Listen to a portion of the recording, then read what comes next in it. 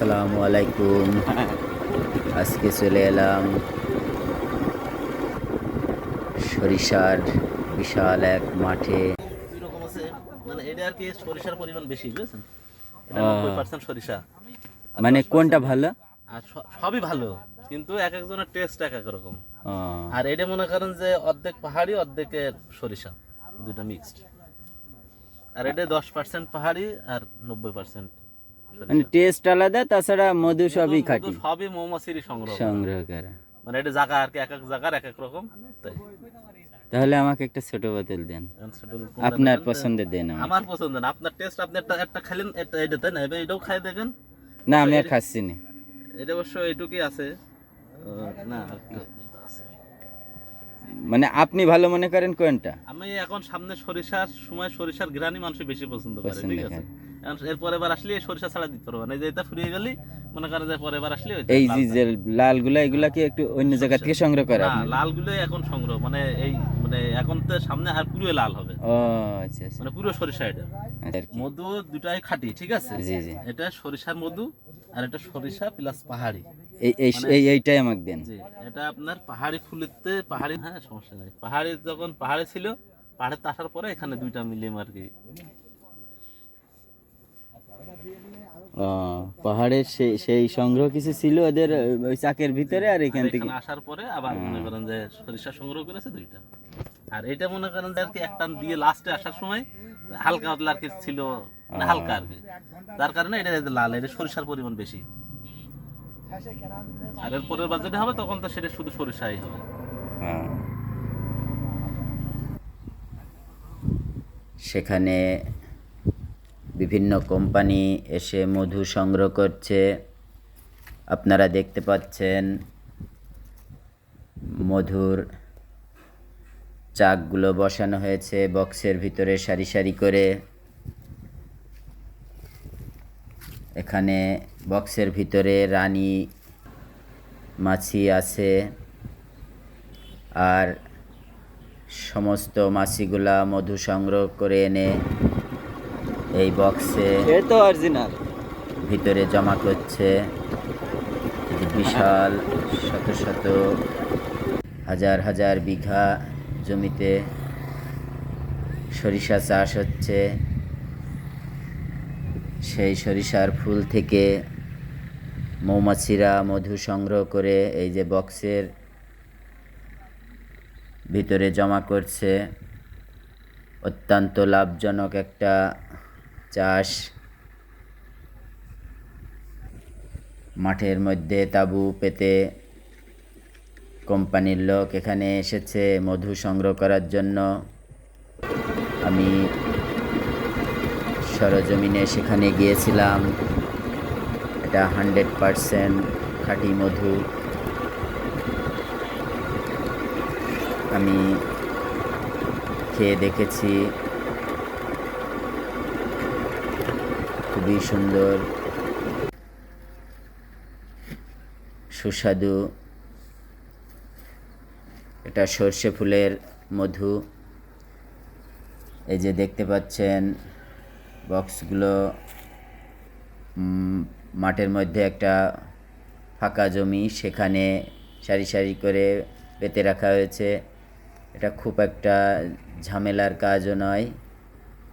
এই যে তীব্র রোদ, তাই এই যে বস্তাগুলা দিয়ে বক্সটা একটু ছায়া করে রাখা হচ্ছে। আর মাছি সারাদিন তার কর্ম চালাচ্ছে। সবচেয়ে মজার বিষয় হলো এই বক্সে একটা করে রানী মাছি আছে, তাকে আটকিয়ে রাখা হয়নি, সে নিজে থেকেই সেখানে আছে। আর তার নির্দেশে এই মাছিগুলা মধু আহরণ করছে এবং বক্সে রাখছে। এবং সেই মাছি, রানী মাছি সেখানে পায়খানা করছে, সেই পায়খানা আবার এই মাছিগুলা বের করে আনছে। আর এই যে মধু সংগ্রহকারী যে মাছি, এই মাছি কখনোই বক্সের ভিতরে পেশাব পায়খানা করে না। যদি একটা মাছি বক্সের ভিতরে পেশাব পায়খানা করে, তাহলে এই বক্স নষ্ট হয়ে যাবে। আসলে একটা মজার বিষয় মৌমাছির বিষয়টা।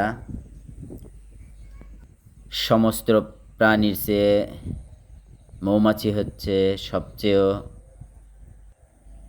পরিশ্রমী।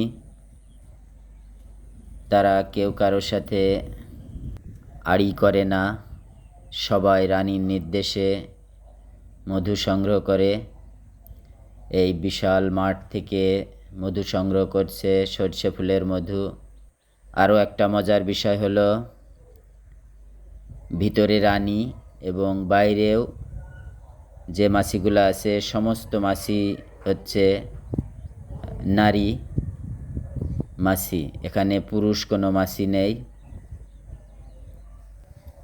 মৌমাছি একটা পবিত্র মাছি, পবিত্রতা পছন্দ করে। মাঠে যাওয়ার সাথে সেখানে আগে থেকে বলা হয়েছে আপনি যদি পবিত্র থাকেন তাহলে এখানে আসতে পারেন, আপনাকে কামড় দিবে না।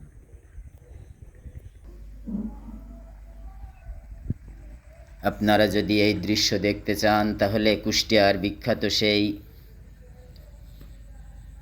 মাঠগুলাতে চলে আসেন। আমি যে মাঠে গিয়েছি শুধু এই মাঠেই নয়, এখানে হাজার হাজার একর জমিতে এই গ্রাম থেকে ওই গ্রাম যত দূর চোখ যাবে শুধু সরিষার চাষ দেখতে পাবেন। এর চেয়ে সুন্দর আর কি হতে পারে? মনে হচ্ছে মহান আল্লাহ তাআলা মাঠে একটা কার্পেট বিছিয়ে দিয়েছে, হলুদ কার্পেট। আপনারা নিজ চোখেই দেখুন। এই সৌন্দর্য উপভোগ করার জন্য আমি সেখানে ছুটে গিয়েছি। আমি তার আগে মানুষের কাছে শুনেছিলাম, কিন্তু যে দেখি সত্যিই তাই।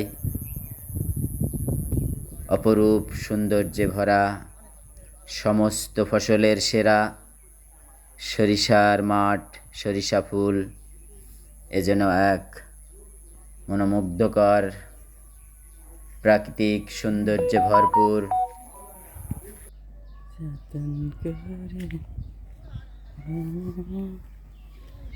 অনেক জায়গায়, অনেক গ্রামেই এটা আছে, আমি গিয়েছিলাম। তার মধ্যে এই জায়গাটাই সবচেয়ে বেশি সুন্দর। গ্রামীণ পরিবেশ, সবাই কেমন যেন সহজ সরল। কয়েকটা কোম্পানি এখানে এসে মধু সংগ্রহ করছে। আগে যাদেরকে মনে করতাম ভেজাল নাকি এই কোম্পানিগুলো, এখন দেখছি ভেজাল করার তাদের সময় নাই। তারা মধু সংগ্রহ নিয়েই ব্যস্ত। এক এক জায়গায় 18টা করে বক্স আছে। সপ্তাহে এই বক্স থেকে 40-50 থেকে 80 কেজি পর্যন্ত মধু সংগ্রহ করতে পারে। এখানে খুব বেশি ইনভেস্টের বিষয় নয়, কিন্তু এগুলোকে প্রতিনিয়ত পর্যবেক্ষণে রাখতে হয়। আজ তাহলে এ পর্যন্তই। ভালো থাকবেন, সুস্থ থাকবেন। পরবর্তীতে আরও একটা নতুন কোনো বিষয় নিয়ে আপনাদের সামনে হাজির হব। এখন পর্যন্ত আমার ভিডিওতে যারা আছেন তাদেরকে অসংখ্য ধন্যবাদ।